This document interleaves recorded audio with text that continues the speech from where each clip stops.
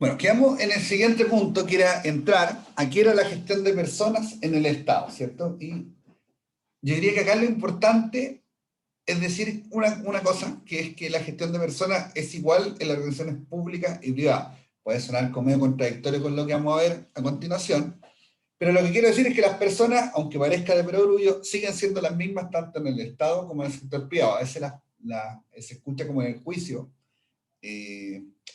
común, se escucha a veces que no, que el funcionario público es flojo versus el empleado de la organización privada, que no sería flojo, o que las personas, ¿cierto?, que trabajan en el sector público tienen ciertas características que el sector privado no las tiene.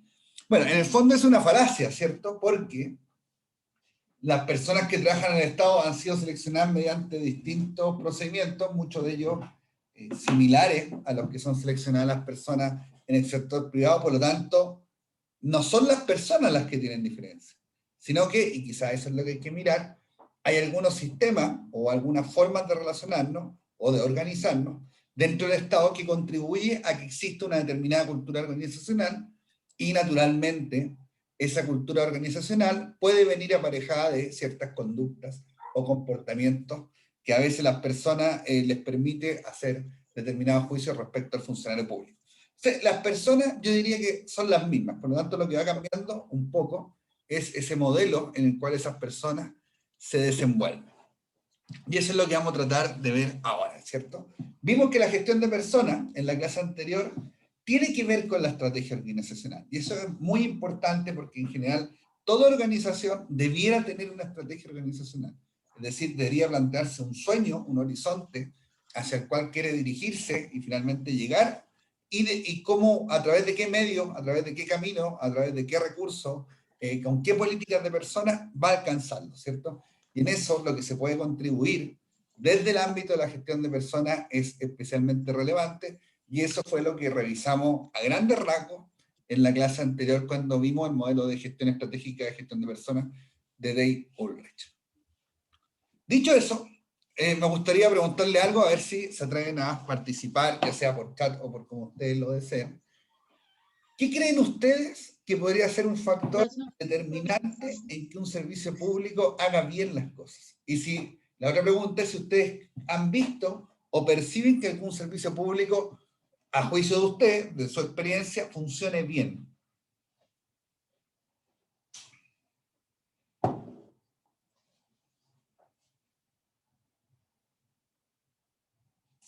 ¿Algún participante?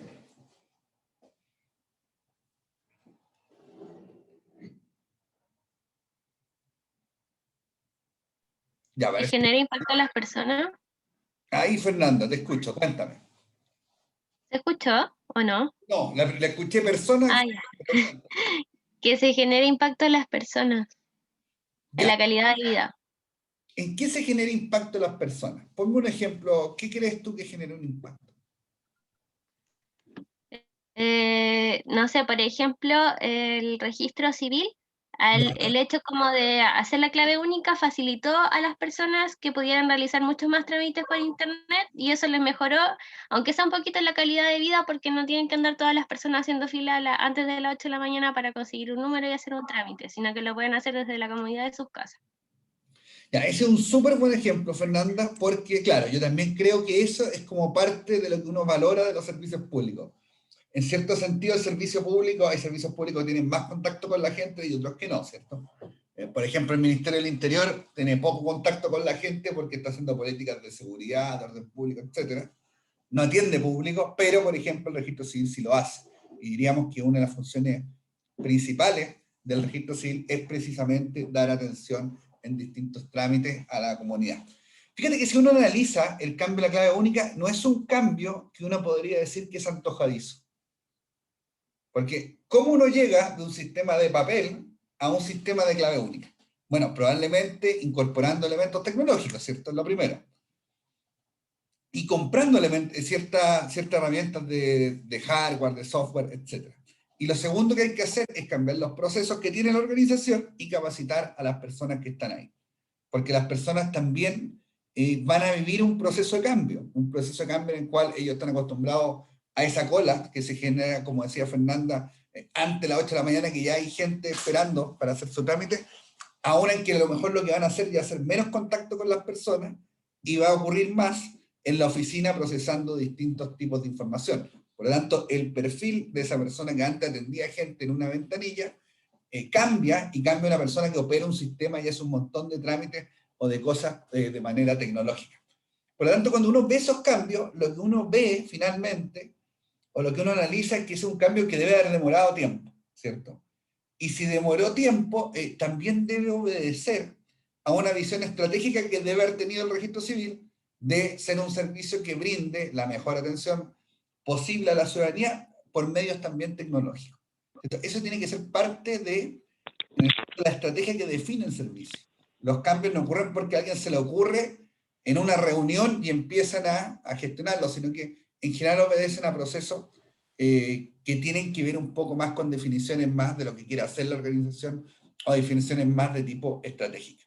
Fíjense que yo les conté que hace poco salió un libro que se llama Introducción a la Gestión Pública, que está bien interesante, que es de Mario Weisbluth, pero está enfocado principalmente en cómo debiera actuar el directivo público. Un libro bien interesante, que si alguien lo quiere leer, se lo sugiero. Entonces, ahí ponen un ejemplo también de un servicio público, que es el INAPI, no sé si les suena, que es el Instituto Nacional de la Propiedad Industrial, y que está catalogado como uno de los 5 servicios públicos dedicados al tema de las patentes, de las marcas, de los 5 de mayor innovación en el mundo. Y fíjense que el INAPI partió un poco con esta misma lógica, ¿cierto? El INAPI nació el año 2009 y definió su visión estratégica. Y durante muchos años no se apartó de esa visión estratégica. Aparte, el INAPI tuvo otra fortuna entre comillas, ¿cierto? Que es que tuvo el mismo liderazgo. Y fíjense que es un elemento que es bien importante. Nosotros estamos viendo el ramo de gestión de personas, pero también, a su vez, somos estudiantes de administración pública. Eso no hay que olvidarlo. Y fíjense que el tema del liderazgo, en mi opinión, es relevante en el ejercicio de los servicios públicos. Cuando uno habla de la empresa privada y habla como de grandes empresas que son muy conocidas, por ejemplo, Apple, uno la asocia, Steve Jobs. O sea, uno la asocia a un líder, ¿cierto? Como a una imagen. Si uno dice Tesla, la asocia a Elon Musk. Entonces, uno va asociando nombres. Facebook, Mark Zuckerberg. Uno hace esas asociaciones de nombre, ¿por qué? No porque las personas sean especialmente carismáticas, en algunos casos sí lo son, sino porque el liderazgo que han ejercido dentro de esa organización es reconocido. Por lo tanto, que nosotros podamos tener sistemas que tengan cierta continuidad en el liderazgo es relevante para emprender procesos de modernización o de gestión más estratégica dentro de los servicios públicos. Y uno de los problemas que vamos a ver acá cuando empecemos a entrar en cómo funciona el Estado en materia de gestión de personas es que los directivos, no los funcionarios, los directivos tienen una alta rotación en el sistema público. Entonces, si uno le propusiera al sector privado que todas sus planas directivas cambiaran cada 4 años, lo más probable es que la gente te diría, no, pero ¿cómo se te ocurre que van a cambiar cada 4 años todos los gerentes? Pero en el Estado sí pasa. Cada 4 años no te digo que cambie todo, eso ha ido a la baja en el último tiempo. No cambia todo, pero cambia mucho. Yo diría que esa es como la frase más correcta. No cambia el 100%, pero cambia harto. A ver, solo un ejemplo. Por ejemplo, acá donde trabajo yo soy el único ADP, alto directivo público, que viene nombrado de la administración anterior. No hay ninguno más, y somos 19. Es el porcentaje, entonces, ahí uno ve que de repente, no, perdón por la expresión de repente, ahí uno se da cuenta que no hay mucha continuidad en los servicios públicos, y si uno analizara cuánto duran los altos directivos públicos, se daría cuenta que a lo mejor el tiempo que duran no es suficiente como para que las organizaciones públicas puedan avanzar de manera más decidida. Entonces, ahí tenemos un ejemplo del registro civil. Yo le nombré el del Instituto Nacional de Propiedad Industrial, que tuvo una continuidad de 9 años, que fue el director del Instituto Nacional de Propiedad Industrial, duró 9 años en el cargo, y cómo eso en el fondo ayuda a sostener los cambios. Es difícil que las instituciones públicas cambien si es que no tenemos un liderazgo que guíe esos cambios. Naturalmente, los cambios no solo dependen del líder, ¿cierto? Pero sí es un factor determinante que exista la continuidad, porque si no existe la continuidad, los planes que hasta estaban se cambian por otros o se empiezan a elaborar nuevos planes y así como finalmente nunca se avanza. Yo soy particularmente crítico, esto lo digo al margen quizás de la asignatura, de que los servicios públicos carecen de planificación estratégica en Chile y eso es así. Yo he trabajado en varios, he trabajado en 5, por lo tanto lo he visto, ¿cierto? Son pocos los servicios públicos que tienen realmente una planificación estratégica y por eso el problema de la gestión pública, particularmente en Sudamérica, está tan relevado, ¿cierto? Porque muchos servicios públicos no dan un buen servicio, no están bien evaluados por la gente, no cumplen el rol que se les demanda, o en muchos casos siguen haciendo lo mismo durante mucho tiempo. ¿Que hay temas de recursos sociales? Por supuesto, que a veces falta personal también, pero parte del ejercicio de la función pública es también buscar soluciones distintas a los problemas que siempre han existido. Entonces, eso es un poco lo que hay que ponderar. Dicho esta introducción breve, vamos a entrar a lo que es la gestión de personas en el Estado, ¿cierto? Fíjense que hay algo bien, bien especial, que es que hay una gran palabra como típica también de nuestra carrera, que es la palabra carrera funcionaria, ¿cierto? Que son dos palabras que finalmente es un concepto, pero que me imagino yo que ustedes lo escucharon, ¿cierto? Que es uno de los grandes temas dentro de la gestión del Estado en la carrera funcionaria. Y si uno va al texto que norma todo esto, que es el Estatuto Administrativo, ustedes consultan, tienen un ramo de derecho administrativo, ¿cierto? Háganme así con el dedito, ya, sí. Bueno, del Estatuto Administrativo sale todo esto que vamos a ver. Porque en el fondo, el Estatuto Administrativo es el cuerpo legal que rige la relación entre el Estado y los funcionarios públicos. Ahí están todas las normas de gestión de personas relacionadas con el sistema público y cómo opera ese sistema. Y fíjate que lo primero que nos dice el Estatuto Administrativo, si no me equivoco, esto está en el artículo 3º, es que los cargos de planta corresponden al personal permanente de las instituciones públicas. Y los cargos a contrata son transitorios, por lo tanto, dentro de estas dos categorías de cargos públicos, el único que tiene carrera funcionaria es la planta. Eso también es bien llamativo, ¿cierto? Porque el Estatuto Administrativo nos dice que la gente a contrata es transitoria. Pero si uno pregunta, hace una encuesta, a la gente contrata cuántos años lleva en la institución, lo más probable es que lleve 15, 20 años, 25 años. Entonces, la ley define que esa persona no tiene carrera funcionaria y tiene un empleo transitorio. Entonces, ahí uno ya ve como cierta discordancia. En el origen de esto, porque uno puede decir por qué funciona así.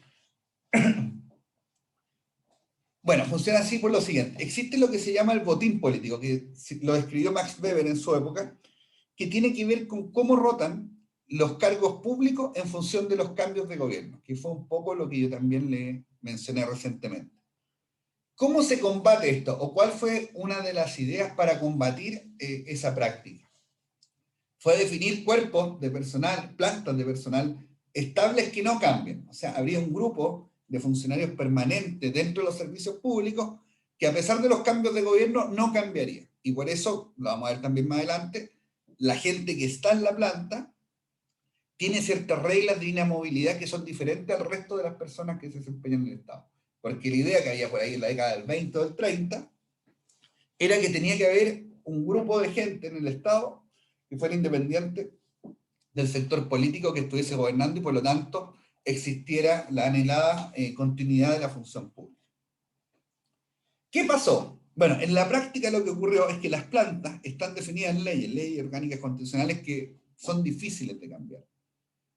Y las contratas están definidas en la ley de presupuesto. Entonces, le estoy haciendo un poco de historia, los servicios públicos demandaron mayores cantidades de necesidad de personal y la única manera de darles esa cantidad de personal fue por la vía de los empleados a contrata. Y por eso ahora uno encuentra servicios públicos con grandes cantidades de empleados a contrata y con menos cantidades de funcionarios de planta. De hecho, la ley, el Estatuto Administrativo lo dice en alguna parte, que no pueden haber más de un 20% del total de la dotación de la gente a contrata. O sea, tendría que haber, si uno mirara la dotación de los servicios públicos, de acuerdo a ese artículo, lo que uno debería encontrarse es que hay un 80% de gente en planta y un 20% a contrata. Bueno, esto tiene cierta incidencia, ¿ya? Tiene cierta incidencia dentro de la gestión pública, ya que la gente de planta, pese a que muchas veces hace lo mismo que la persona que está al lado, que está contrata, tiene reglas distintas, tiene reglas para ascender distintas, su política de remuneración es diferente, la manera como sale o se le castiga en el servicio público es distinta en función de contrata. Por lo tanto, esto nos suma una complejidad. Fíjense que en el libro que yo estaba leyendo, Weisblut dice algo que es bien interesante. Dice que a su juicio, la labor del gerente público es más compleja que la del gerente privado. ¿Por qué? Porque al gerente público también se le exigen resultados, pero también tiene que saber lidiar con un montón de trabas administrativas o burocráticas o dificultades legales que tiene que saber administrar. Y fuera de eso, está inserto en un medio ambiente político. Político no quiere decir que el directivo público pertenezca necesariamente a un partido político, pero sí tiene que lidiar con la política. Y tiene que lidiar eso desde con políticos hasta las políticas que está implementando un determinado gobierno, que en alguna medida también la afectarán. Por lo tanto, tiene a veces este directivo público más complejidades que el mismo directivo de la empresa privada. Y acá podemos ver una de las cosas, o sea, tenemos calidades de gente distintas dentro del Estado. Cuando tú estás en una empresa privada, lo que tú administras, principalmente gente que está a código del trabajo, y el código del trabajo es el mismo para toda la gente que trabaja ahí.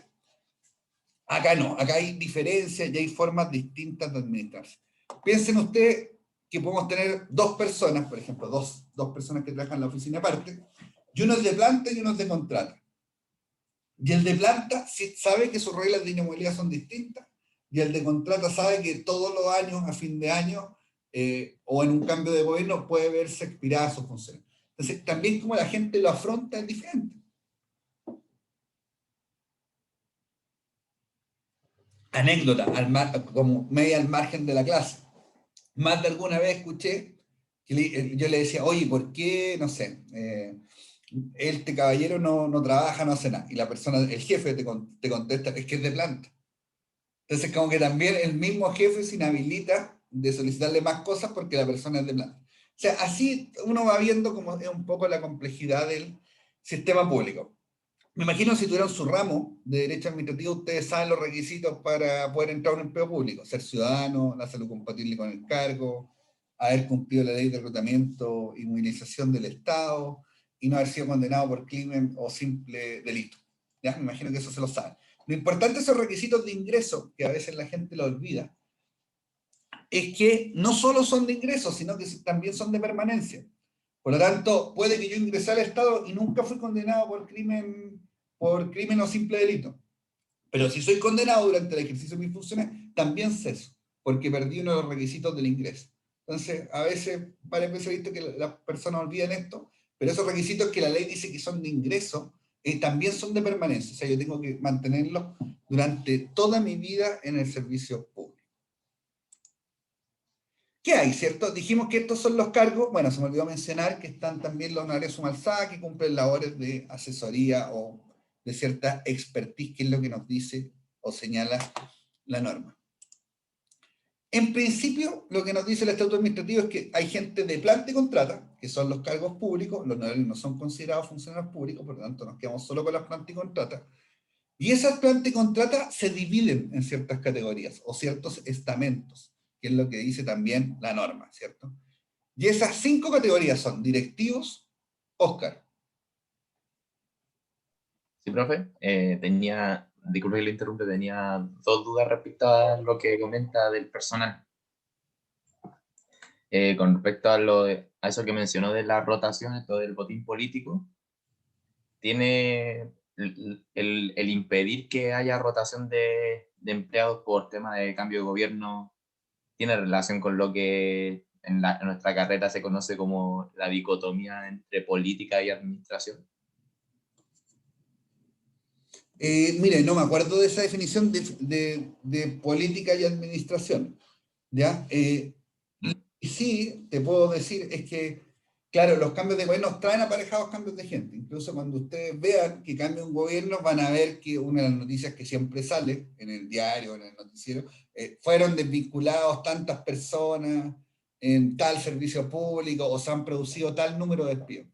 Y es una noticia de todos los cambios de gobierno, así como es noticia en los cambios de gobierno, la compra del sillón que vale 2 millones de pesos. Son noticias que siempre pasan en los cambios de gobierno, a veces uno ya se pregunta cómo puede ser posible que siempre vaya ocurriendo lo mismo. Pero sí, efectivamente, los cambios de la administración política traen cambios en los cargos. O sea, desde que cambian los ministros, cambian los subsecretarios, más abajo empiezan a cambiar los jefes de edición, después los jefes de servicio, etc. El punto, o lo que uno debería preguntarse quizás, Oscar, es hasta dónde ese cambio es razonable, hasta dónde debería llegar. O sea, yo he visto cambios de gobierno donde despedían auxiliares que llevan 20 años. Entonces uno dice, ¿es razonable que un cambio de administración conlleve que cambie el conductor de un auto? Yo lo encuentro casi poco ligado, o sea, poco ético incluso. Pero en fin. No es necesario. Claro, entonces ahí como que de repente se exacerbaban en esos cambios los despidos, ¿cierto? Ahora que ha habido más alternancia, yo siento, bueno, no es que yo sienta, las estadísticas muestran que hay menos despidos de los que ocurrían en los primeros cambios de gobierno, tanto en todos los niveles. Incluso los gobiernos han propuesto metas, tanto este gobierno como el anterior, de no despedir más allá de un cierto porcentaje de altos directivos públicos. Pero así es fuerte el tema, o sea, se proponen metas de, oye, no superemos el 40% de despido de gente que esté en la alta dirección pública. Claro. Si hay algo que el necesita para mejorar, Oscar, es que nosotros tengamos cuerpos directivos que sean más estables, permanentes, pero que sea gente profesional, gente calificada, y que entienda de qué se trata la gestión pública. La gestión pública, como les mencionaba, no es igual a la gestión privada. Acá hay maneras de hacer las cosas que son distintas. La capacidad que tiene que tener el directivo público de interactuar con distintos stakeholders es diferente al sector privado. El directivo público tiene que tener nociones políticas, etcétera. Yo en la clase anterior creo que les dije que una de las cosas que yo más valoro en el administrador público es que el administrador público es un profesional que tiene que ser capaz de ligar lo que se quiere hacer con cómo hacerlo. El administrador público da soluciones de cómo hacer las cosas. O sea, es decir, de cómo este cuerpo legal puede interactuar e incluso facilitar las acciones que nosotros como administración queremos hacer. Y eso no lo tienen todos los profesionales. Por eso yo digo que el tema de la gestión pública tiene sus características propias que lo hacen que sea de cierta manera especial. Eso por el lado de su pregunta, Oscar. Respecto a los tipos de cargos, bueno, tenemos estas 5 determinaciones, estos directivos, profesionales técnicos, administrativos y auxiliares. Con las contratas no vamos a hablar mucho, ¿ya? En general, esto que se llama carrera funcionaria funciona para las plantas, ¿ya? Que fue la primera lámina que vimos que, en el fondo, cargo público, planta, carrera funcionaria.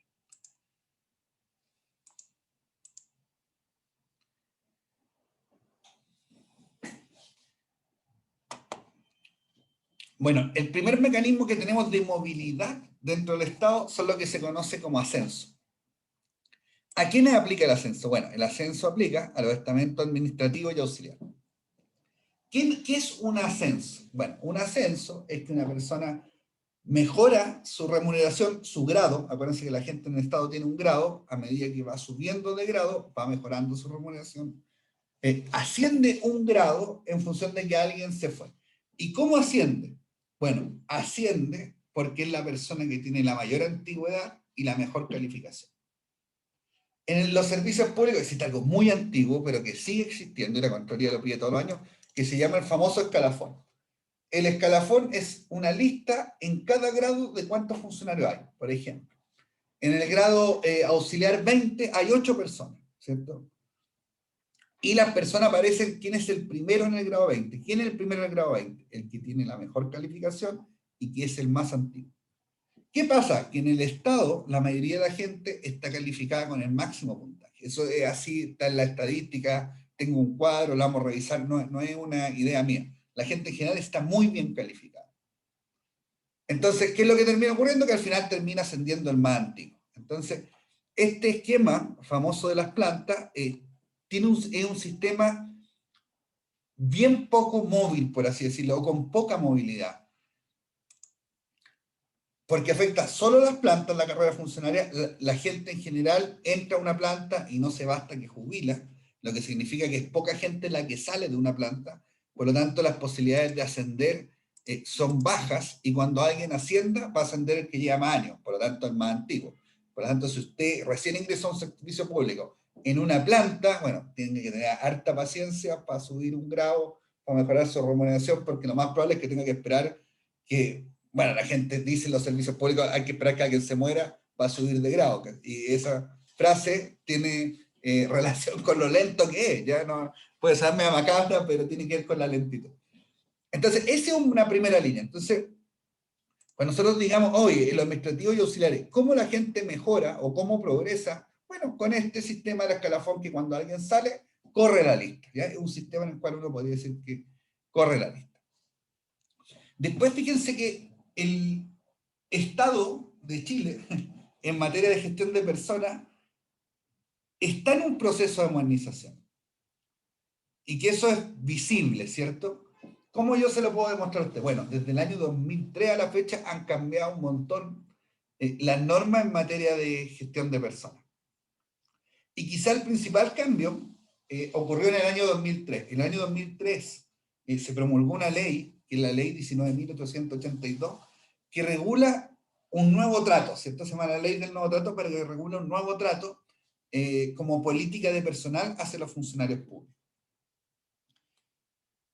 ¿Y qué hizo esa ley? Bueno, primero estableció los concursos de tercer nivel jerárquico, creó un sistema de alta dirección pública que tiene por finalidad proveer de altos directivos públicos o de altos ejecutivos o gerentes destinados a la función pública, y creó la promoción interna. Fíjense que antes de esa ley, todos estos cargos, hasta ahí llegó, hasta los profesionales, ascendían por este famoso escalafón. O sea, usted era contratado como profesional y olvídese de mejorar o de promoverse a alguna posición, porque tenía que esperar que alguien fuera saliendo.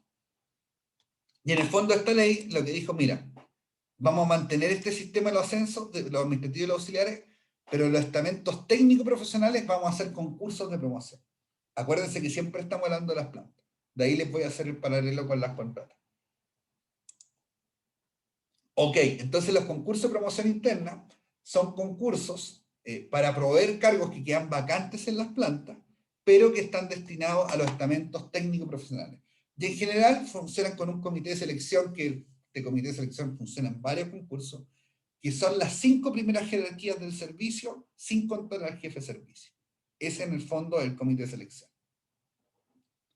Y como es de promoción, participa también un representante del estamento. ¿Qué quiere decir un representante del estamento? Que los funcionarios eligen, ya sea en el estamento profesional y en el estamento técnico, a una persona que los representa ante el comité de selección. O sea, también los funcionarios tienen su representación en este comité para ver las promociones internas. Después, esta misma ley de nuevo trato laboral creó concursos de tercer nivel jerárquico. Y acá el tema, yo diría que se empieza a poner un poco más interesante. Antiguamente estoy hablando antes de esta ley de 19.882,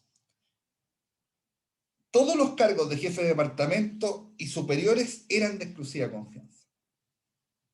¿Qué quiere decir eso en la práctica? Bueno, que el presidente de la República, sea que fuere, tenía la facultad de nombrar entre 3.000 y 4.000 funcionarios públicos a dedo. Ya, estábamos hablando del año 2003, no estamos hablando de la década del 50, estamos hablando de 15 años atrás. Pues piensen que entre que esto se implementó y ha ido avanzando, no fue de un día para otro. Entonces, antes que existiera esta ley, usted como administrador público, si quería ser jefe de lo que sea, la posibilidad era bien remota, salvo que tuviera alguna conexión política.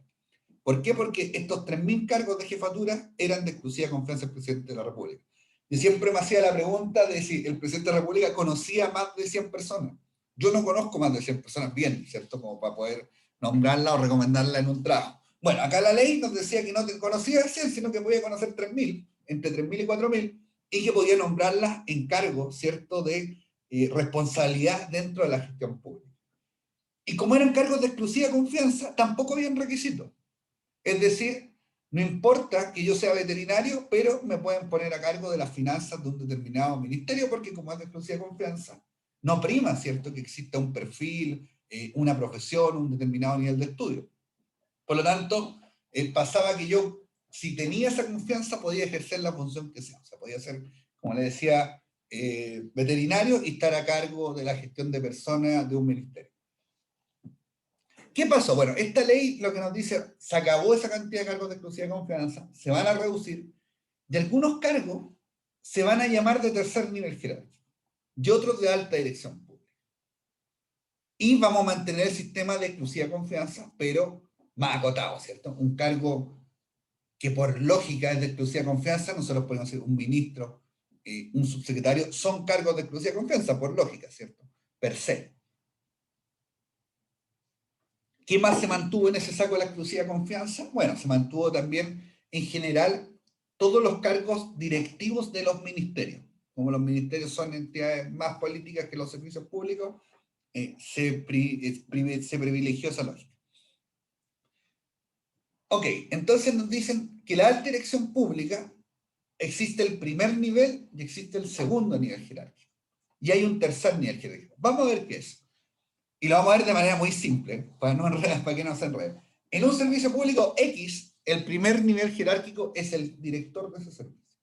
Por lo tanto, en general, en los primeros niveles jerárquicos de un servicio podemos encontrar solo una persona, el director de ese servicio. El segundo nivel jerárquico, en el sistema de dirección pública, es la gente que es jefe, que es un directivo, que no es un asesor, que es un directivo, que tiene a cargo gente, que depende inmediatamente de ese director. Ese es el segundo nivel jerárquico. Bueno, y podrán desprender que el tercer nivel jerárquico son aquellas jefaturas que dependen de un segundo nivel jerárquico. Se clasificó así y me parece que es una clasificación que no es engorrosa, es fácil de dilucidar, ¿cierto? Entonces dijo, de estos cargos de exclusiva de confianza se van a reducir a cerca de 300, se van a reducir 10 veces, y el resto van a repartirse entre cargos de alta dirección pública primer nivel, segundo nivel y tercer nivel. Qué interesante, en los concursos de tercer nivel jerárquico existe el mismo comité que en la promoción interna, que son las 5 primeras jerarquías del servicio, 5 entradas directas del servicio. Pero, y acá está lo interesante, pueden postular la gente de planta y las contratas que tienen a lo menos 3 años. O sea, por primera vez, las contratas podían postular un concurso de promoción, ¿cierto? De ascender dentro de la organización. Y tiene otra gracia los concursos de ese nivel jerárquico, que es que son abiertos dentro del Estado.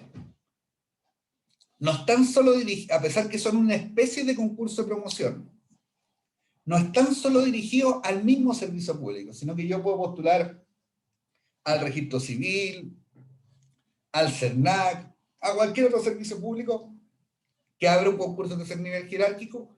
Yo voy a poder postular siempre y cuando o sea funcionario de planta o sea una contrata con a lo menos 3 años de antigüedad.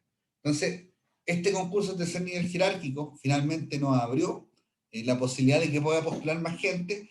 Y algo que es interesante, que no estaba explorado dentro de nuestro sistema de administración pública que tenemos, es que la gente se pueda mover entre los distintos servicios, lo cual naturalmente yo creo que es sano y de repente aporta nueva idea de conocimiento al servicio que selecciona esa persona. Y después quedaron los cargos de alta dirección pública, que los vamos a ver aparte porque tienen también sus propias normas. Ya nos van dando un poquito del primer bloque, me cansé un poco. Tenemos el ingreso, ¿cierto? Lo que nos dice el estatuto administrativo es que cuando alguien ingresa a la administración pública, siempre ingresa en el grado más bajo. De ahí la pregunta lógica que yo me haría si estuviera al otro lado de la pantalla, sería, ¿hoy voy a entrar en el grado más bajo cuando salga de la carrera? No, no es así. ¿Qué es lo que ocurre? Bueno, volvamos al principio. Los servicios públicos, ojalá me puedan seguir en esta explicación, y ojalá la puedan recordar, porque después la van a ver, la van a vivir como muchas veces. En su ley de presupuesto viene autorizada una votación. Si ustedes revisan una ley de presupuesto van a ver que dice que, no sé, el INDAC trabajan 100 personas. No te dice cuánto ni plan te contrata, te dice que son 100. Los servicios públicos, a medida que la gente de planta se les va yendo, la llenan a contrata. En ninguna parte está escrito que si se va a una planta, tienen que reemplazar a esa persona con una planta. Lo que sí está escrito es que si yo quiero un jefe de departamento de planta, lo tengo que concursar. Entonces, se va un profesional de planta, yo puedo hacer el concurso de promoción, pero el jefe de servicio puede decir, no, sabéis que mejor llenemos la contrata. ¿Por qué yo preferiría hacerlo a contrata? A pesar de que incluso también haga un concurso. Primero es más rápido. Estos concursos de promoción interna con las 5 primeras jerarquías están súper reglamentados, son lentos. Hay que mover a las 5 principales jerarquías del servicio, entrevistar gente, etc. Son costosos. Si lo llevamos a concursos de ingreso que estamos seleccionando en los grados más bajos, es más costoso, ¿cierto? Porque el cargo a lo mejor es menos valioso para la organización que un cargo a tercer nivel jerárquico, y igual estamos movilizando las 5 primeras jerarquías del servicio a que hagan ese concurso, que entrevisten gente y que en el fondo se demande una cantidad de tiempo alta de estas personas que son parte de las 5 primeras jerarquías del servicio. Entonces, en general, ¿qué pasa? Que los servicios públicos eligen cuando se va alguien de planta, no reemplazarlo con una planta. Y pueden hacer eso. Entonces ahí uno dice, oye, ok, pero tú me dijiste que el estatuto tercero dice que la gente de planta es la que tiene carrera funcionaria y las contratas son transitorias. Bueno, lo que ocurre en la práctica es que esto se respeta poco y que al final la realidad ha superado esto que se planteó en el esquema legal. Y acá uno se da cuenta lo rígido que es el sistema público, porque a pesar de que esto está súper sobrepasado por la realidad, todavía no se adecua, todavía no cambia. Entonces, tenemos esta convivencia paralela de este sistema de promoción interna, de ascensos, de ingresos, con gente que está ingresando contrata, y que cuando una persona contrata, por ejemplo, tú le quieres subir el grado, es voluntad del jefe de servicio, puede subirle el grado, de un día para otro. Y en cambio en la planta, tiene que pasar por un concurso de promoción interna. Entonces, conviven dos sistemas de administración. Y esos dos sistemas de administración tienen impacto en las personas. Así como les decía que yo varias veces he escuchado gente que me dice, no, esta persona no trabaja porque es de planta. Bueno, también el incentivo, cuando yo sé que dependo de estos mecanismos para poder ascender como un concurso o como un ascenso y sé que estoy octavo en la lista, también el incentivo que yo tengo para aportar más es bajo. Entonces, a veces hay que tener esa mirada más completa del problema, porque a lo mejor el sistema de planta tampoco es tan atractivo para la gente. Porque ¿qué buscamos nosotros como administradores de un sistema de gestión de personas? Que la gente, en la medida de sus capacidades, pueda aportar en la mejor manera posible.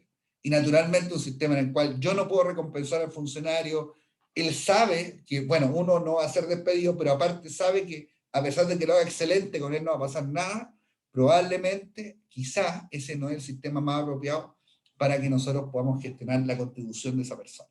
Entonces tenemos, y eso es lo que quería cerrar en este bloque, esta dualidad y quería que ustedes la vieran, pero este es el famoso sistema descrito así bien simple, en 40 minutos, de carrera funcionaria que existe en el Estado. Repasemos súper simple. Está enfocado principalmente en las plantas. 1. Existe el ascenso para los estamentos administrativos y auxiliares. Los concursos de promoción interna están nominados para la gente que está en los estamentos profesionales y técnicos y opera por comités de selección, ¿cierto? Los ascensos tienen solamente la regla de la antigüedad con las calificaciones, por lo tanto, son automáticos. Y a raíz de la creación de la ley 19.882, existen los concursos de tercer nivel jerárquico, que dijimos cómo se clasificaban los niveles jerárquicos, y los de alta dirección pública, que están enfocados en el primer y segundo nivel jerárquico. Los cargos de exclusiva confianza siguen existiendo, pero con la aparición de esta norma se redujeron dramáticamente. Antes, todos los cargos de jefatura eran cargos de exclusiva confianza. Pese a que en las plantas tenemos este ascenso, esta norma de ingreso y esta norma de promoción, igual los jefes de servicios pueden llenar cargos a contrata siempre y cuando estén autorizados en la ley de presupuesto. Lo que hace en el fondo que yo pueda evadir o eludir estos concursos de promoción, estos concursos de ingreso o estos ascensos. Entonces, eso es un poco lo que hay que tener visto de cómo funciona el Estado. Sé que no es muy digerible porque no es muy lógico, ¿cierto? En general uno entiende con mayor facilidad, comprende con mayor facilidad lo que a uno le hace sentido. Esto cuando ustedes lo escuchan, yo creo que tiende a ser más enredado que claro. He tratado de explicarlo lo más claro dentro de las posibilidades que tengo, pero así es, así funciona. Es enredado, es complicado gestionarlo, es una paradoja porque tenemos gente que hace las mismas cosas pero que está regida por reglas distintas. Entonces la pregunta que uno tiene que hacerse, y acá cierro esta parte, es ¿cómo gestiono mejor las personas dado que tengo este sistema que más que ayudarme, a lo mejor me está generando una complicación? ¿Alguna consulta hasta ahí? ¿No? ¿Van a dejar con Profe, yo Ya, diga. tengo. Lo que pasa es que el sistema público se caracteriza por ser súper cuadrado, con no poder hacer ningún cambio, hacer súper pocos cambios, pero ¿por qué se da como esa facultad legal de que en la teoría tiene que haber 80% de personas planta y 20% de personas contrata, pero en la práctica no es así? Siendo que para muchas cosas se ve a la burocracia como un impedimento para hacer muchas cosas, pero en este sentido, en la gestión de personas, no. Ya, bueno, vamos. Me va a hacer adelantarme una lámina. Fíjate en esto. El artículo 10 es el que dice esto, ¿cierto? Del Estatuto Administrativo, no me acordaba que era el 10. Dice que el número de funcionarios contrata no podrá exceder el 20% total de cargos de planta. ¿Por qué se salta? Porque en la ley de presupuestos todos los años, en cada capítulo de cada servicio viene una nota que dice, la ley de presupuesto, acuérdense que es una ley que es de quórum calificado, por lo tanto puede modificar otra ley de quórum calificado. Entonces ahí dice que este servicio no estará sujeto a las limitaciones del artículo 10 del Estatuto Administrativo. Y eso está escrito en cada capítulo, en cada partida de todos los servicios públicos. Y por eso es legal saltárselo, si no sería una ilegalidad, nadie lo haría. Pero se lo saltan porque la ley de presupuesto todos los años viene la autorización para saltarse ese artículo. Ese es el motivo. ¿Y por qué viene esa autorización? Bueno, porque yo creo que todos sabemos, los que trabajamos en esto, de que el sistema está agotado con las plantas, con esa rigidez. Por lo tanto, la única manera de darle flexibilidad es que exista esto de las contratas. Entonces, por eso viene siempre en la ley esa autorización. ¿Contestada su pregunta? Sí, profe, gracias. Muy bien. ¿Alguien más? Ya, 3:20 nos volvemos a ver. 15 minutos.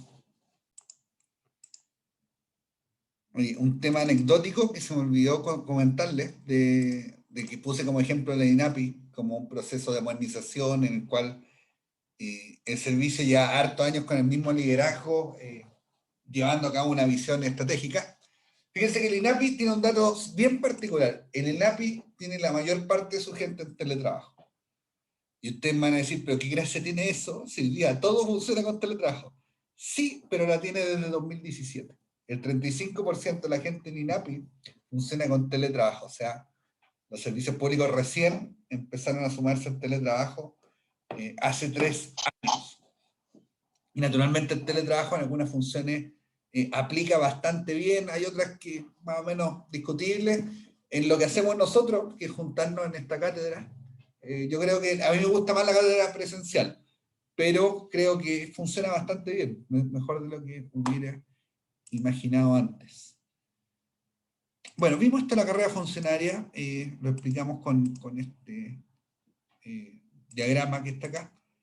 Esto es un poco lo mismo, ¿cierto? Decir que existe la cargo de exclusiva confianza, la dirección pública, tercer nivel jerárquico, promoción, ascenso, ingreso. Veamos algunos datos, ¿cierto? Del Estado. Los tengo hasta el 2017 porque no he podido sacar de nuevo más datos. O sea, no es que no haya podido, sino que no están publicados. O yo no lo he encontrado, pero lo he vuelto a buscar y no lo encuentro. Fíjate el dato que está escrito abajo. Uno a veces escucha, no, que el Estado, sobre todo cuando uno trabaja en lo estatal, escucha que no, que el Estado es muy pequeño o hay poca gente. Yo no estoy diciendo con este dato que no, pero sí estoy señalando que en 10 años el Estado creció un 40% en número de personas. Y estos datos están extraídos del informe estadístico que hace la Dirección de Presupuesto, así que debo asumir que son los datos correctos. Por lo tanto, pasamos de 187.000 personas a 262.000 personas que trabajan en el Estado. Acá viene algo bien interesante, porque tiene mucha relación con lo que hablamos finalizando el primer bloque, que era esta famosa diferencia entre la gente de planta y contrata. Entonces, yo les señalé que la gente a medida que siga de planta siga proviendo el cargo en la contrata. Y acá queda esto gráficamente explicado. O sea, las plantas van disminuyendo y no disminuyen porque desaparezcan las plantas, sino que esto te muestra, en el fondo, lo que yo te estaba explicando en el módulo anterior, que la gente que se va de planta no es repuesta en la planta. Entonces, ¿qué hacen los servicios? Los reponen como contrata. Y así uno puede ver este crecimiento importante que ha tenido la contrata dentro del aparato público. Si uno sacara el porcentaje, veo que no lo calculé. No lo calculé. Se daría cuenta que, en el fondo, esto que dice el artículo 10 del Estatuto Administrativo del 20%, la contrata es prácticamente el doble de la gente que está de planta. Pues si uno lo ve en el 2017, que es el último dato que está ahí, hay 175.000 personas de contrata versus las 83.000 que están en la planta. Por lo tanto, es más del doble de gente. Entonces, no excede el 20%, excede el 200%. ¿Ya? Pero esa en el fondo es la realidad. Y hay algunos servicios que tienen código del trabajo. A mí me ha tocado trabajar en dos. Uno que es para la gente que trabaja acá, en el Instituto Nacional de Deporte, en recintos deportivos, y trabajé en otro que eran personal de seguridad, que eran vigilantes, y los vigilantes tienen que ser código del trabajo porque tienen un estatuto distinto. ¿Ya? Pero cuando hablamos este caso de las plantas y los contratas, es súper importante este cuadro, porque estos cuadros nos dicen que lo que hablamos en el bloque anterior no fueron solamente palabras, o sea, estaban fundados en un hecho, ¿cierto? Y el hecho no es otro que este aumento grande que tiene el personal de contrata versus la caída que hay en el personal de planta. ¿Hasta cuándo seguiremos subsistiendo con este sistema? No lo sé. Pero yo me imagino que en algún minuto alguien deberá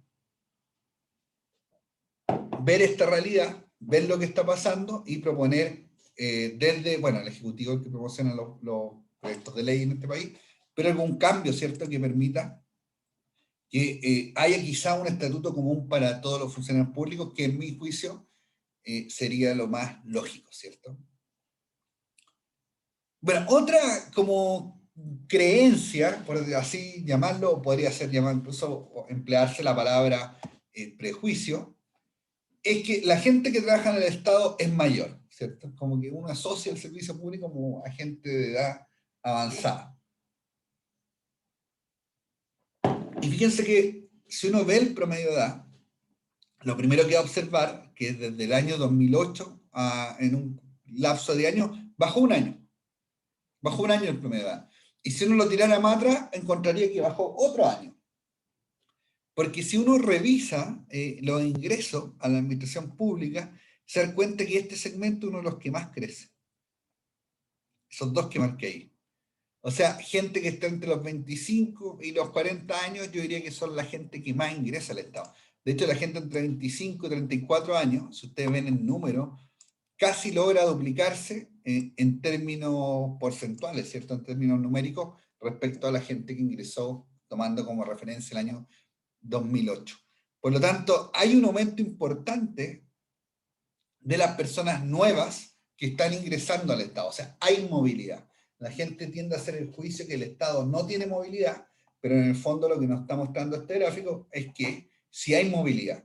Y si eso lo sumamos con el gráfico que vimos recién, con cuadro, perdón, no gráfico, vamos a ver que está creciendo el Estado sostenidamente, eso es lo que nos muestra este cuadro, y se está renovando. Por lo tanto, el juicio de que el Estado es algo pétreo, que no se mueve, que es muy difícil entrar, no se corresponde con los datos que tiene publicada la Dirección de Presupuesto, o sea, no se corresponde con la realidad. Lo que nosotros observamos es que la gente está aumentando, tanto en número, y se está rejuveneciendo, ¿cierto? Están bajando los promedios de edad.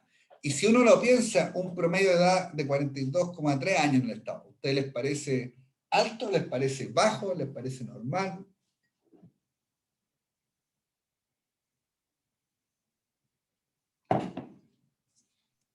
¿No? Yo creo que igual responde como Ay, que lo estoy escuchando yo. Ya, responde como a lo que, a la evolución demográfica del país, que yo creo que igual la mayor parte de las personas en estos momentos tienen 40 años. Sí, eso es cierto, ¿ah? O sea, hay que pensar que nuestra población está envejeciendo, eso es así.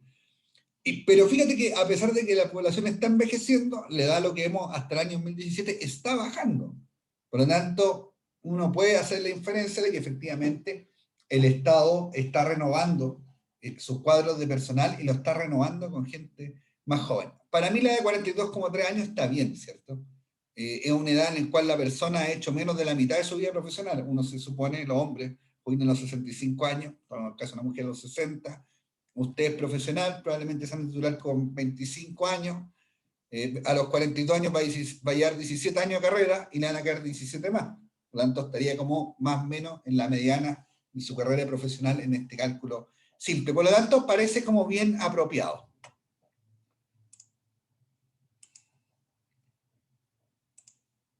Bueno, dijimos que el sistema de alta dirección pública lo íbamos a dejar para después, ¿cierto? Para verlo aparte, porque tiene sus propias reglas. Bueno, esto fue dicho en el módulo anterior que nace la ley 19.882 que regula la nueva política personal a los funcionarios públicos. Fíjate que los grandes cambios que hay en la ley de nuevo trato laboral o de nueva política personal.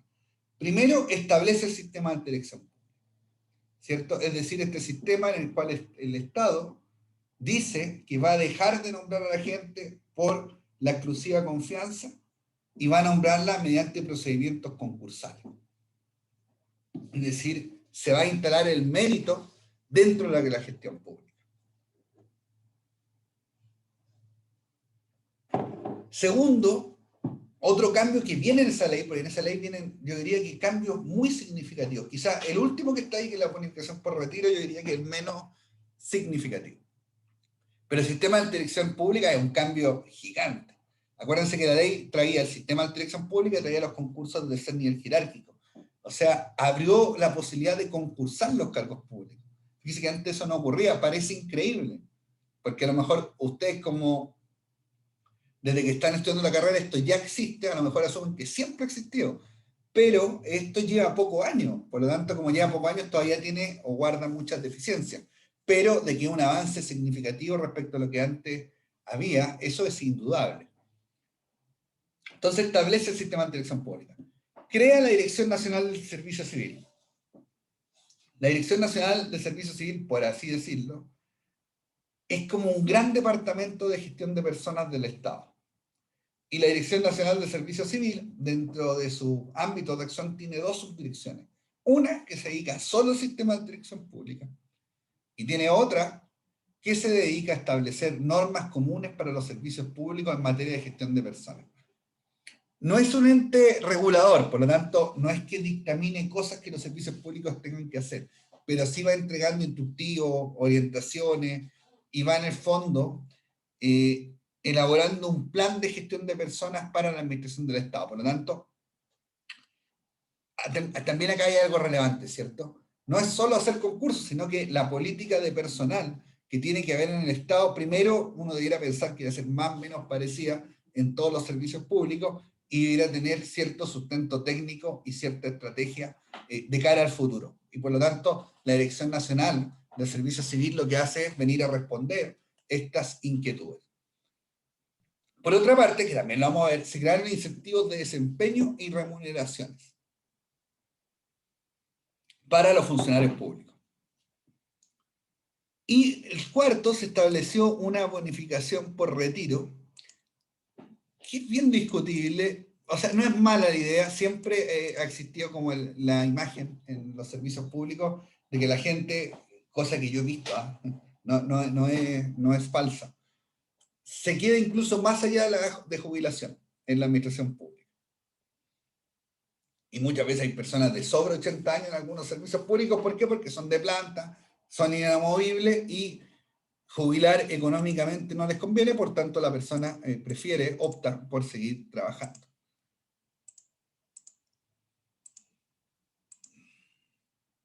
¿Cuál es el problema de eso? Que si uno analiza la gente que tiene más de 65 años, que está sobre la de jubilación, se da cuenta que ese número ha crecido. Por lo tanto, el impacto habría que verlo, el simple análisis de un número. Pero a priori yo podría decir que parece que esta bonificación por retiro no ha tenido tanto impacto porque la gente al final no se está yendo, sino que está aumentando el número de personas que están sobre la edad de jubilación que permanecen en los servicios públicos. Entonces, es una manera de verlo, o por lo menos una campanilla de alerta para ver qué está pasando efectivamente con la gente que no se jubila a la edad que debiera jubilarse. Fíjate que a mí dos cosas. Bueno, uno, esto también dentro de lo personal, creo que no es eficiente que gente sobrepase los 70 años trabajando, ¿cierto? Y segundo, creo que para la misma persona tampoco es muy digno, yo entiendo la razón económica, pero creo que también está mal que la persona por un tema económico no pueda irse. Entonces, se supone que este incentivo de la bonificación por retiro se hacía cargo de eso, pero al parecer pareciera que es insuficiente, es decir, parece que no cubre el efecto de lo baja que son las pensiones. En el fondo, el análisis que hace la persona antes de jubilarse es cuánto es mi pensión, cuánto es lo que gano si sigo trabajando. Entonces parece que esa ecuación no se está solucionando de manera correcta. Bueno, también lo dijimos, ¿cierto? Dijimos que jefe superior de servicios, primer nivel jerárquico, personas con cargo o función directiva que dependen de ese jefe de servicio, segundo nivel jerárquico. Fíjate que los empleados de alta dirección pública, acá hay algo interesante. Siguen siendo de exclusiva confianza, pero ya no de exclusiva confianza en la selección, cuando la persona es en el fondo seleccionada para servir un empleo público, sino para su remoción. O sea, un alto directivo público puede ser removido cuando la autoridad lo desee. Basta con que le pida la renuncia y la persona tiene que presentarla. Eso es lo mismo que ocurre en los cargos de exclusiva confianza. El único caso que no es cargo de exclusiva confianza propiamente tal, en el cual existe ese mecanismo.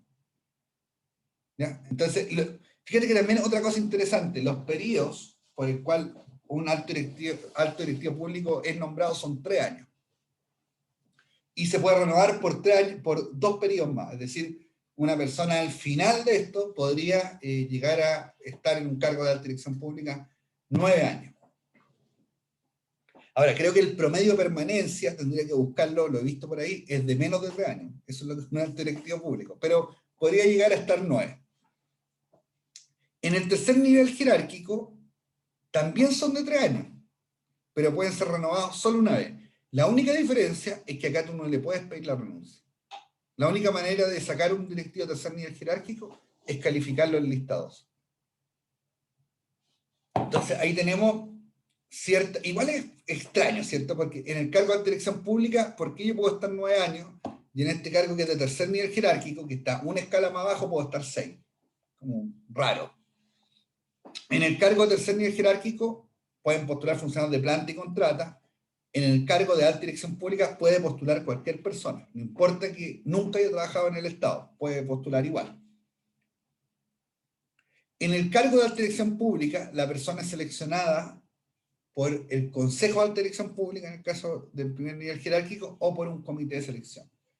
En el tercer nivel jerárquico es por un comité de selección del mismo servicio que está llevando a cabo el concurso. Ahí tenemos algunas diferencias, ¿cierto? Una de las grandes es la remoción.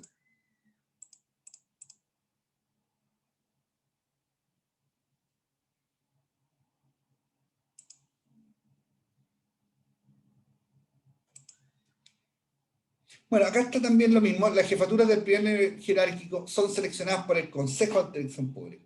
La ley que crea es todo este sistema, que es la ley 1982, que ya mencionamos, crea un Consejo de Alta Dirección Pública, y ese Consejo de Alta Dirección Pública es quien propone al presidente de la República las nóminas de directivos de alta dirección pública del primer nivel jerárquico. Y las de segundo nivel jerárquico son seleccionados por un representante del jefe de servicio, un representante del ministro y un miembro del Consejo de Alta Dirección Pública o un representante de ese consejo.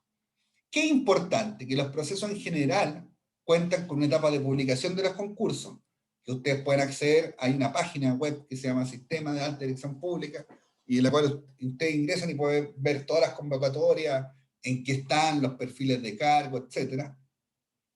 Los procesos tienen esa etapa de publicidad, tienen un análisis curricular, tienen una evaluación gerencial y tienen entrevistas finales. ¿Por qué destaco esto en la lámina? Porque acuérdense que una de las cosas que yo les comenté es que antes la exclusiva confianza no importaba mi profesión, no importaba mi experiencia profesional, no importaban mis habilidades, no importaban mis conocimientos. Si yo tenía la exclusiva confianza, igual iba a ser seleccionado. La alta dirección pública rompe eso y en el fondo nos dice que para determinados cargos tiene que haber un currículum atingente, tiene que haber una experiencia profesional, como en general corresponden a cargos de alto nivel ejecutivo dentro del Estado. Se piden también competencias gerenciales, se piden experiencias profesionales afines, en la cual la persona haya tenido la responsabilidad de dirigir un equipo de trabajo, etc. O sea, ahí el avance es grande. Yo sé que alguien de ustedes me hizo la afirmación en la clase anterior de que muchos de estos concursos estaban arreglados, me acuerdo, y que lo comentamos como al final. Y claro, efectivamente yo creo que hay ciertos que están direccionados, pero es distinto cuando finalmente la persona que es seleccionada cumple algo, a cuando no cumple nada. Yo siento que uno avanza. Y bueno, y si bien hay ciertos concursos que podrían tener alguna orientación, no es en todos los casos. Igual yo creo que son las materias que la ley tiene que ir perfeccionando. Por ejemplo, el sistema de dirección pública, que es del 2003, tuvo una ley en el año 2000, esta ley del año 2016, que lo perfeccionó. Fíjense, para comentarle un poco cómo ocurren las cosas en el Estado, el primer punto que sale acá es que eliminó la figura provisional y transitoria. ¿Qué pasaba? La ley originalmente decía que mientras tú no hicieras el concurso, podrías nombrar a alguien muy parecido a la exclusiva de confianza, quien tú quisieras, bajo la figura de provisional y transitoria. Entonces, se le daba la facultad al servicio de nombrar una persona por no más de un año que ejerciera la función del cargo ADP de manera provisional, mientras se realizaba el concurso. ¿Qué hacían los servicios públicos? Y esta es la verdad, y por eso hubo que sacar esta ley eliminando esto. Nombraban a alguien, y ese alguien al final se ganaba el concurso. ¿Por qué? Porque al darle el cargo, la persona cuando era evaluada curricularmente ya tenía la experiencia que a lo mejor antes no tenía. Y aparte que era apoyado por el mismo servicio para que ganara el concurso, por lo tanto, ya contaba con cierta ventaja respecto a los otros postulantes, porque lograba conocer el cargo, lograba ejercer el cargo. Naturalmente, si un concurso de gerente de finanzas en una empresa, si hay una persona que ejerce la función, obviamente tiene un plus respecto a otras que no lo están haciendo. Entonces, lo que hizo la ley lo eliminó, porque ¿qué se dieron cuenta? Que muchas veces la persona que hacía esta figura profesional transitoria era el que se ganaba el concurso. O que pasaba también. Se hacía el concurso, no lo ganaba el que estaba provisional y transitorio y lo declaraban desierto. Entonces, seguía esta persona de provisional y transitorio cumpliendo la función. Entonces, muchas veces esto fue empleado, malamente empleado, como una manera, en el fondo, de pasar por el lado de este sistema de alta dirección pública. De cierta forma, no digo que todos, pero la autoridad política tiende a no gustarle estos sistemas que tienden a restarle márgenes decisionales respecto a su campo de acción. Es decir, ok, yo soy, por decirte algo, subsecretario de algo o director de un servicio y no puedo traer a quien quiero. Tengo que traer a alguien que cumpla con este sistema. Eso muchas veces a la autoridad no le gusta, pero yo siento que también tiene que ver con un tema cultural. O sea, no hace muchos años atrás este sistema funcionaba dedocráticamente, entonces ahora que funciona más técnicamente, la gente aún tiene como cierta distancia, ¿cierto?, con el sistema de alta dirección pública. Bueno, en el mismo orden se reguló medianamente, diría yo. Ustedes van a poder leer la norma cuando tengan su control, pero en el fondo se establecieron algunas normas especiales para el cese del segundo nivel. O sea, lo que entendió el legislador es que en el primer nivel es más frágil cuando hay cambios de gobierno, pero que en general la gente de segundo nivel debiera seguir o tener mayor continuidad. Por lo tanto, hay unas exigencias adicionales cuando, por ejemplo, en un cambio de gobierno se quiere remover a un directivo de segundo nivel general. Ahora, la exigencia adicional es bien simple, ¿eh? Es mandar un informe por escrito a la Dirección Nacional del Servicio Civil que yo he visto los que mandan, y son bien simples. Tampoco la Dirección Nacional del Servicio Civil hace grandes cuestionamientos. Fíjate que algo bien curioso del sistema de alta dirección pública es que con el paso de los años, todos los servicios han ido incorporándose al sistema de alta dirección pública. En un principio no estaban todos los servicios, y después con el tiempo se fueron incorporando. ¿Qué es lo llamativo? Que el servicio que administra todo este sistema, el director de ese servicio, no está adscrito al sistema. Es decir, el cargo de director nacional del servicio civil es un cargo de exclusiva confianza. O sea, está al margen del sistema. Esas son cosas llamativas o discutibles, porque se lo dice, el servicio que está encargado de hacer esta política personal del Estado, de llevar a cabo un sistema de alta dirección pública, de garantizar que ese sistema sea transparente y ecuánime con todas las personas, está fuera del sistema. A lo menos discutible, a lo menos discutible. Bueno, estableció plazos para la selección de los directivos, porque muchas veces se dilataba la decisión, y esa decisión se dilataba en función si iba ganando o no la persona que a veces el servicio quería que ganara. Y como se reconoció que hay una incidencia política y que esa incidencia política tiene que conversar de manera congruente y armónica con este sistema, se dio un margen para que el presidente de la República, una vez que asume su cargo, de entre los 3 primeros meses pueda nombrar 12 altos directivos públicos sin concurso, o sea, nombrarlos como cargos de exclusiva confianza. Tiene cierto sentido, no hay que negarse a la política, siempre digo lo mismo, tiene cierto sentido que si yo tengo, por ejemplo, una parte de mi programa de gobierno, y yo voy a ser presidente, está vinculado a lo que tenga que hacer algún servicio, a lo mejor yo voy a querer nombrar ahí a una determinada persona de mi confianza. Esa es como un poco la lógica.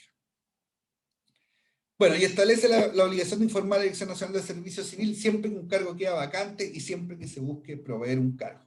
Esto es para que los servicios eviten dilatar innecesariamente los concursos. Bueno, el sistema de dirección pública, acá está un poco lo que les contaba, ¿cierto? ¿Cómo ha ido creciendo? Partió con 417 cargos y ya alcanza el número de 1.114 cargos adscritos al sistema, de los cuales 119 son de primer nivel jerárquico y 995 de segundo nivel.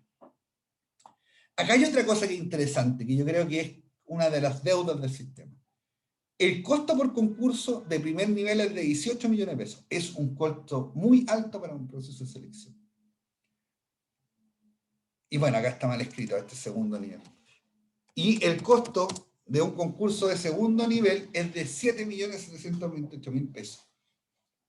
Si ustedes sacan la cuenta, que al final estos directivos públicos muchas veces no llegan ni siquiera a cumplir el primer periodo, los 3 años, siguen siendo concursos caros, y en la duración que tienen estos concursos es de aproximadamente 6 meses, en general, entre 4 y 6 meses dependiendo del cargo. O sea, es lento y es caro. Y nosotros que nos dedicamos a la materia de gestión pública, una de las cosas que también tenemos que hacer, fuera de dar respuesta a las cosas que anhela la ciudadanía, que podríamos decir que es la efectividad, es que también las cosas que hacemos, o los sistemas que hayan, o que se implementen, sean eficientes. Y en este caso, yo te diría que este sistema está quizá un poco lejos de la eficiencia, sobre todo en lo que se demora. Fíjate que los gobiernos duran 4 años, estos cargos duran 3 años y nos estamos demorando 6 meses en seleccionarlos. Es harto tiempo. ¿Por qué los cargos duran 3 años? Que sería una pregunta que alguien se podría hacer legítimamente. Bueno, los cargos duran 3 años por una razón súper simple. Cuando salió esta ley, los gobiernos, los periodos presidenciales duraban 6 años. Entonces, la idea que se tuvo el legislador fue que pudiera acompañar un periodo presidencial los cargos de alta dirección pública. Pero después, el periodo presidencial se cambió y quedó en 4 años. Por lo tanto, la lógica de los 3 años quedó en el fondo distinta a la que tienen los periodos presidenciales o las etapas de un gobierno. Sigamos viendo algunas cosas del sistema de alta dirección pública. Esto es interesante para nosotros, administradores públicos. El 19% de los nombrados viene del sector privado y las postulaciones del sector representan un 58%. O sea, a igual postulación es más probable que lo gane una persona que trabaja en el sector público. Eso es lo que nos quiere decir este dato, ¿cierto? Porque los nombrados del sector privado son un 19%, pero el total de postulaciones representan un 58%. Por lo tanto, se privilegia a la gente del sector público. No obstante, uno de los discursos cuando apareció este sistema fue atraer gente del sector privado que se interesara en trabajar en el sector público, porque la implementación de este sistema fue aparejado también con un aumento sustantivo de las remuneraciones de cada uno de estos cargos que fueron incorporados al sistema de alta dirección pública. Esto es interesante para las mujeres. El 30% de los nombrados es de género femenino. Y acá es un poco siguiendo la misma lógica de análisis que el punto anterior. No obstante, sus postulaciones corresponden a un 22%. O sea, tienen una tasa de selección más alta que la de los hombres. El tema de las mujeres que postulan poco. ¿Se fijan? Porque acá lo que se ve es que en un cargo X promedio, 78% de las personas que postulan son hombres y un 22% mujeres. No obstante esa gran diferencia, porque ahí también hay la brecha en el acceso, el 30% de los seleccionados corresponde al género femenino. Por lo tanto, ahí hay un dato interesante para ver desde la perspectiva de género. Y fíjate que si nosotros esto lo lleváramos al sector privado, nosotros nos daríamos cuenta que la participación de mujeres en cargos gerenciales de la empresa privada es de un 15%. ¿Ya? O sea, la tasa de altas directivas públicas es mayor a la tasa de altas directivas privadas, ¿cierto? Por lo tanto, parece que el sector público tiene es mayormente proclive a la equidad de género, ¿cierto? No se logra la equidad completa, pero sí hay mejores porcentajes que lo que representa el sector privado.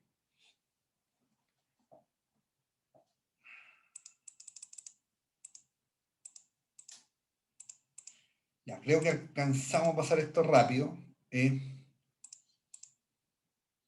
Fíjate que una de las cosas que se hizo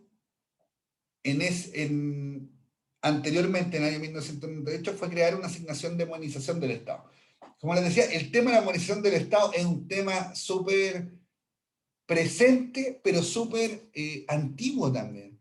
O sea, el tema de la administración del Estado tiene que ir un poco con eso que yo les conté a medida, quizás como de chiste la clase pasada, que a mí, desde que estudié administración pública, siempre me están diciendo que el administrador público es un agente de cambio. Y lo siguen diciendo hasta el día de hoy. Y siempre está en un proceso de modernización. Bueno, se creó en el año 98 una asignación de modernización. ¿Cuál era la idea? Que las personas recibieran un pago por productividad, ¿cierto? Que a la medida que el funcionario público lograra ciertas metas, eso se viera reflejado en sus remuneraciones. La idea detrás es que como este sistema es rígido, es estricto, no es tan fácil, vimos el tema de las plantas, que está súper normado el tema como la gente hacienda. Entonces dijeron, ok, dado ese marco rígido y tan estructurado, creemos un sistema aparte de bonos, eso es lo que es finalmente, que nos permita incentivar a la gente para que pueda alcanzar ciertos logros y ciertas metas. Esa es la idea que hay detrás de esta asignación de modernización. Y fíjate que se hace de la siguiente manera. Nos dicen que un 15% de esa asignación, que suma un 30,6%, o sea, la mitad, corresponde a algo fijo, ¿cierto? Si bien la idea es hacer un pago como por productividad, la mitad ya viene dada, la mitad del bono ya es fija. La segunda parte está dada por equipo de trabajo, o sea, cada servicio público define equipos de trabajo dentro de la organización y el jefe de servicio les define metas. Si las personas logran esa meta, alcanzan este desempeño colectivo, ¿cierto? Son equipos de trabajo dentro de la organización. Y el desempeño institucional, como su nombre lo dice, son metas que son definidas en conjunto con la dirección de presupuesto, que tiene relación con los indicadores estratégicos que tiene cada servicio público y que si alcanza un determinado nivel de cumplimiento, logra también esta asignación, que es conocida, no sé si han escuchado el término PMG, que es la sigla del Programa de Mejoramiento de Gestión, el famoso PMG, si es que alguna vez lo escucharon. Entonces, esa es la asignación de modernización que tienen los servicios públicos. Y es interesante analizarla porque estos incentivos también dan cuenta un poco de lo que se busca, ¿cierto?, dentro del Estado. Bueno, acá está definido un poco lo mismo. Como se definen dentro de cada servicio, y la ley tampoco define muchos parámetros, Pasa que muchas de estas metas no tienen mucho sentido. Eso es por lo menos lo que yo he visto en mi experiencia. Les voy a poner ejemplo. Por ejemplo, típica unidad de gestión de personas. Definen hacer una capacitación con todos los encargados de gestión de personas de regiones en un determinado lugar. Y esa es como la meta que se proponen para el año. Y bueno, esas metas se las valida el Departamento de Planificación de Control y Gestión y se las valida también el jefe de servicio. La pregunta es, ¿de qué sirve esa capacitación? Digo, hacer la capacitación primero es caro. Vaya a traer a toda la gente a un hotel, se van a quedar un par de días, ok. Y lo que tú estás midiendo es un indicador de actividad. ¿Se hizo o no se hizo? No estás buscando un resultado. Entonces lo lógico sería que cuando uno se plantea metas, persiga un resultado. Por ejemplo, lo voy a poner muy en ridículo, pero creo que es gráfico. Es como que ustedes se propusieran estudiar todos los días, como meta, y no mejorar las notas. Porque a lo mejor van a cumplir siempre la actividad, van a estudiar todos los días, pero a lo mejor les sigue yendo o sacando las mismas notas. Entonces, ¿tiene lógica eso o no? No tiene mucho. Entonces, yo esta pelea siempre la doy en los servicios que he estado, de que las metas no se trata de proponer algo inalcanzable, pero algo que sea útil. Porque en el fondo, si tú me propones hacer una capacitación y no viene ningún indicador después de qué es lo que se pretende mejorar, en el fondo lo que yo siento es que se está proponiendo algo que puede ser hasta un despilfarro de recursos, algo que va contra toda la lógica del sistema. O sea, vamos a gastar plata sin ningún sustento y aparte vamos a obtener un bono por eso. Entonces, yo creo que esas son cosas que hay que ver, ¿cierto? Las metas tienen que ver con resultados y si a veces el resultado no es tan nítido o no es tan claro obtener, bueno, hay que acercarse a él de la mejor manera posible. Pero naturalmente, cuando esa capacitación es interna, se pueden poner ciertos indicadores de resultados. Bueno, el desempeño intencional es el famoso PMG, hay objetivos específicos para cada servicio en cada año, y eso en general tiene la gracia, que no es el interior de cada servicio, sino que lo controla la IPRE. Entonces ahí hay un proceso diferente y que es más exigente respecto a su cumplimiento. Volvamos acá, para ir cerrando. Entonces, la mitad es base, porque este que sería el principal incentivo para que la gente haga cosas distintas a los servicios públicos, logren proponerse ciertos objetivos. Tenemos un contra, sí, podría ser llamado un contra, que es que ya la mitad, ya la persona ya lo ganó, ¿cierto? Porque está en la base. Bueno, el segundo es bien débil, porque en general todos lo ganan. O sea, servicios públicos que ustedes vayan, todos ganan el incremento de desempeño colectivo. Es muy raro que alguien lo pierda. Que algún equipo de trabajo lo pierda, porque son metas que no están muy reguladas y muchas veces, más que metas, se proponen actividades. Entonces, este sería el más complejo, que es un 7,6% aproximadamente, es un 25% del total de la asignación. Pero, ¿qué pasa en la práctica? Me perdí.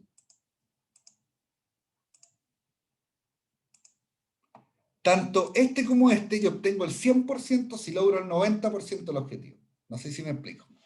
Supongamos que yo necesito vender, no sé, la meta es vender 100 zapatos. Si yo vendo 90 zapatos, logré el 90%, por lo tanto tengo derecho a todo el incentivo. Sobre el 90%, yo me gano todo, el 8% y me gano el 7,6%. Y si uno va a los datos, que siempre es bueno ver los datos, se da cuenta que prácticamente todos los servicios alcanzan estar sobre el 90%. Por ejemplo, si uno ve los tramos de cumplimiento, el 72 más el 16% logran el 100% del objetivo. Es decir, hay un 88% de los servicios públicos que logran alcanzar el estándar de lograr toda la asignación de modernización. Esto es del año 2015, 14 y 13. Entonces, los cumplimientos igual son altos. Habría igual que mirarlo. Por ejemplo, el año 2015, el 98% de los servicios obtuvo el 100% del incentivo institucional. Y los años 2013 y 14 correspondió el 97 y 99%. Entonces, cuando todos logran cumplir, también viene la lógica pregunta, que es sano realizarse, de si los objetivos están siendo lo suficientemente desafiantes para todos los servicios públicos. Eso en cuanto a los incentivos. Bueno, hablamos un poco de la Dirección Nacional de Servicio Civil, dijimos que regulaba y administraba la gestión de personas del Estado, lo comentamos, administra el sistema de alta dirección pública. Fíjate algunas cosas llamativas, ¿cierto?, del Estado. Veamos si nos queda tiempo. Bueno, nosotros dijimos que la Dirección Nacional de Servicio Civil venía a cumplir una función que es que las políticas de gestión de personas dentro del Estado debieran ser a lo menos concordantes entre los servicios públicos, y si son concordantes, deberían perseguir a lo menos objetivos similares dentro de los distintos servicios públicos. Pero fíjate que cuando nosotros vamos a los servicios públicos, nos vamos a encontrar que dentro de los servicios públicos hay distintas escalas de sueldo.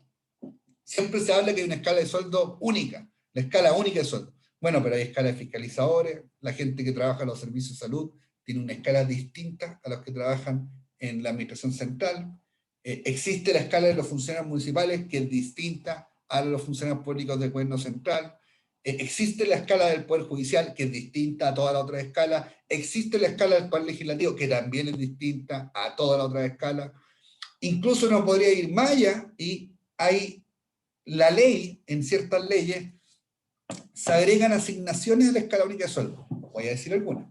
Por ejemplo, hay una asignación que es de recaudación fiscal, que la reciben los funcionarios de la tesorería, que ya tienen escala fiscalizadora. Está bien, los funcionarios de tesorería efectivamente recaudan fondos fiscales. Pero esa asignación de recaudación fiscal también la tiene la Dirección Nacional de Servicio Civil, que no recauda ni un peso. Entonces, ahí uno se hace la pregunta, en el fondo, si esta política de remuneraciones que tiene el Estado como aparato abstracto que abarca toda la administración pública, es coherente entre los distintos servicios, tiene lógica, está bien aplicada. Ahí yo creo que también, dentro de esto que hablamos de las plantas, que se ha ido quedando un poco obsoleto, también tenemos este sistema de remuneraciones que no es consistente entre las distintas entidades públicas. O sea, dentro del mismo Estado hay diferencias de remuneraciones. Por ejemplo, ¿qué justifica que un funcionario que trabaja en un servicio de salud gane menos que uno que trabaja a igual grado, que trabaja en Senda, que trabaja en cualquier organismo público? Entonces, el principio básico que había en el Estado de que a igualdad de grado, igualdad de remuneración, en la práctica, si uno lo ve, no existe. Hay diferencias entre los distintos servicios públicos. Hay servicios que tienen asignaciones especiales, que son los menos. Existen servicios fiscalizadores, existen los municipales, existen judicial, legislativo, etc. Por lo tanto, esta idea de que hay una escala única de sueldo no es cierta. Hasta ahí llegaríamos por hoy. Son las 4. Me quedaron algunas láminas, pero las terminamos en la próxima clase. Cuéntenme si tienen alguna pregunta, algún comentario, algo que quieran hacer.